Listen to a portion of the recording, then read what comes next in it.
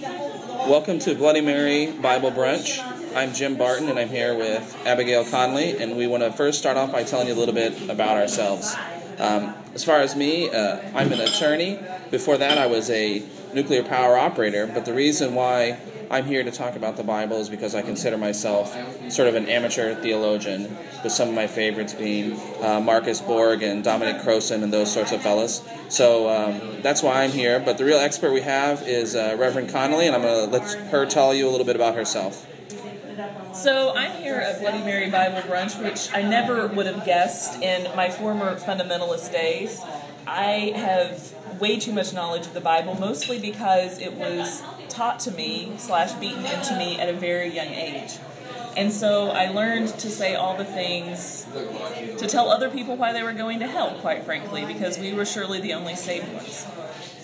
And you can guess, if I'm sitting at Bloody Mary Bible Brunch, that none of that is true anymore for me. So I went to a college within the same tradition, and then I ended up in seminary at Emory University.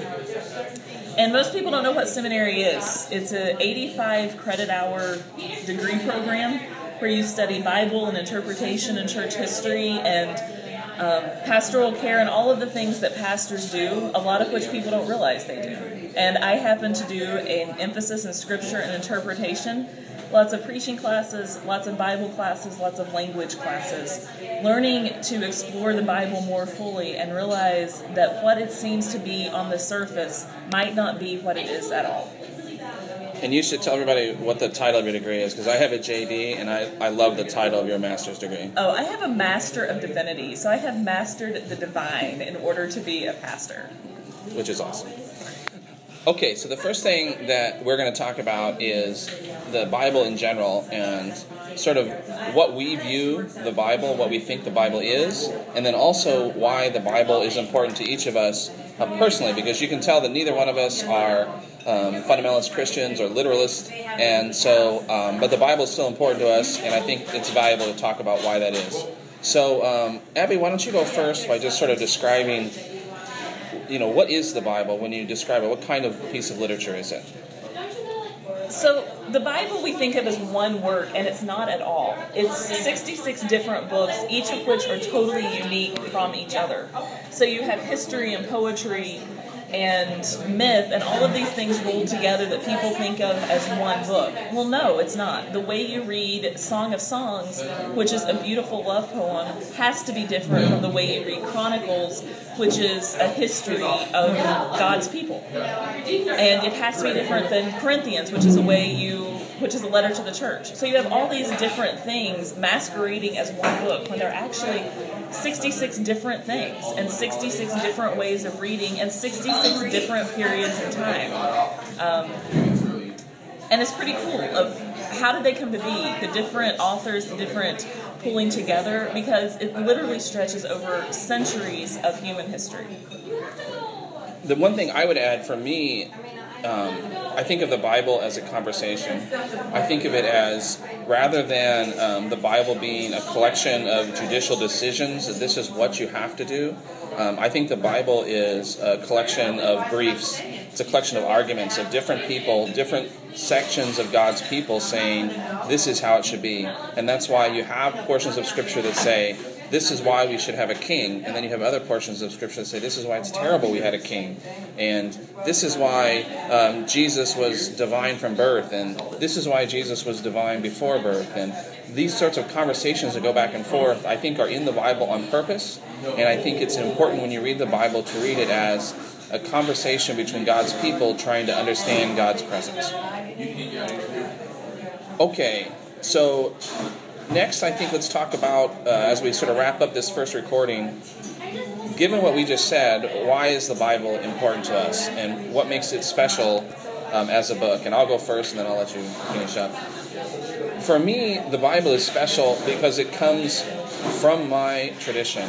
It comes from, it's a record of what my people, now they're not my people racially, but they're my people traditionally, have done in trying to find God's presence. So I feel a connection to the traditions that has done things, by the way, that I don't like, in the same way that I feel a connection to America that has done things that I don't like necessarily.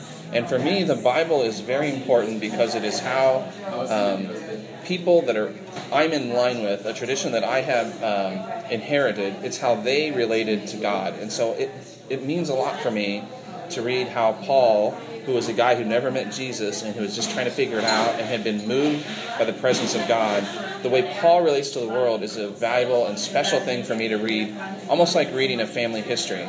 And so when I think about the Dhammapada is a very powerful and special piece of literature, and it's interesting for me to read, but it's more detached from me because it doesn't come from my tradition, because I think it's more than an intellectual exercise. For me, the Bible contains some of that spiritual heritage, and that's why it's important for me to look at today. So I do believe the Bible is divinely inspired. I don't believe God handed down any text to anyone, but that there were people who had a connection to God, who wrote these things, and who wrote something that revealed something about God we didn't know before. And I think as a modern reader, it's interesting because we have inherited this piece from our ancestors, and we don't necessarily know who they were or where they were on a lot of different counts, but we still have this text we call the Bible. And one of my New Testament professors, Luke Timothy Johnson, argued that because we have a closed canon, we can actually have conversation around the Bible. In other words, one of the few things that American Christians in the U.S. at least, agree on is what is the Bible? It's this collection of 66 books. And we don't agree on a lot of other things. But because we agree on this, we can talk about this, and we can reinterpret this. And that's perhaps the most powerful part. Because we have a set of what we've already agreed upon, we can sit, we can talk about it, we can look for new ways that God is moving and new ways of thinking about this text, informed by the places that we live in, the people we know, the world that we experience, even though it's so radically different from the world before. It's the idea that there was divine revelation in those texts, and there is divine revelation among us as we continue to explore them. All right, great.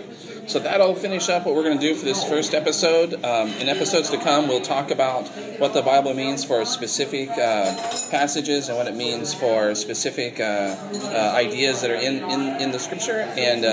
But we'd love to see your comments about what you think about the Bible, what you think it is, why it's special to you, or why it's not special to you. And we hope you'll tune in to future episodes. Thanks a lot. I'm Jim Barton. I'm Abby Conley. And we'll catch you next time.